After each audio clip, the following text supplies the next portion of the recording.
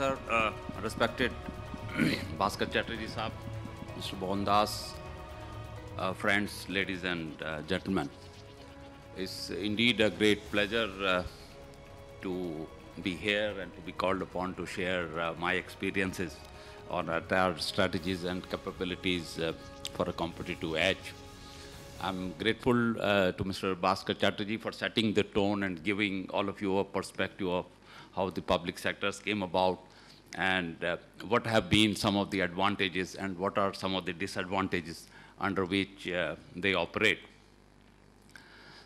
To give you a classic example, I like to quote my company as how HR and how leadership and strategy played a role in making Power Grid what it is today. It was definitely a vision of the government, sir, to have an integrated transmission grid in the country. What was happening was that power is an area in which the states were also operating and the center was also operating. So each state were setting up their own integrated power development, that means generation, transmission, distribution within the state. Then the concept of regions came up, regional power setup, in which some of the states would share the power within the region, and the regional 5 electrical regions were created. And the center also wanted to step in by way of generation, so they set up the central generating stations.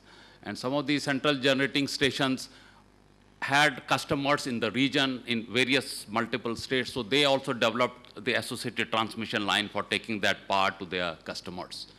But then there was no integrated development or creation of a national grid, and that's where Power Grid was formed, with the idea that let's set up a company which is dedicated to transmission for the integrated development of power.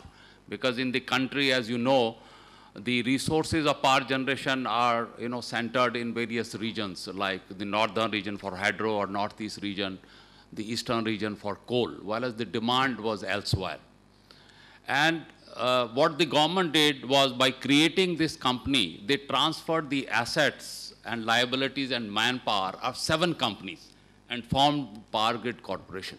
So you can imagine the challenge of the company to integrate the culture, to integrate the workings of 7 different organizations and to create a new organization. I think that's where our HR and leadership played a role.